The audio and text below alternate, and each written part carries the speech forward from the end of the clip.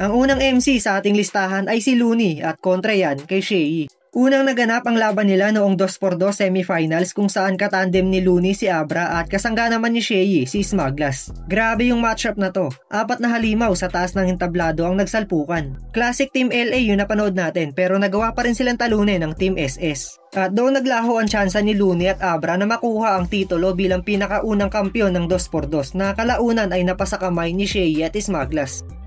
Makalipas ang 4 na taon ay muling nagharap si Looney at Shea pero sa pagkakataon na to, wala na yung mga katandim nila at silang dalawa na lang mismo yung magbabakbakan sa entablado. Lumalabas na underdog si Shea dito dahil noong mga panahon na to ay wala pang talo sa 1-on-1 battle si Looney. Tapos marami rin na nagsasabi na si Smaglas lang daw ang nagdala kaya nagkampiyon sa 2x2 ang Team SS. Pero expect the unexpected dahil sa pangalawang pagkakataon ay tinalo ni Shea si Looney sa isang dikit na laban. At dito rin nalasap ng hari ng tugma ang kanyang unang talo sa 1-on-1 battle.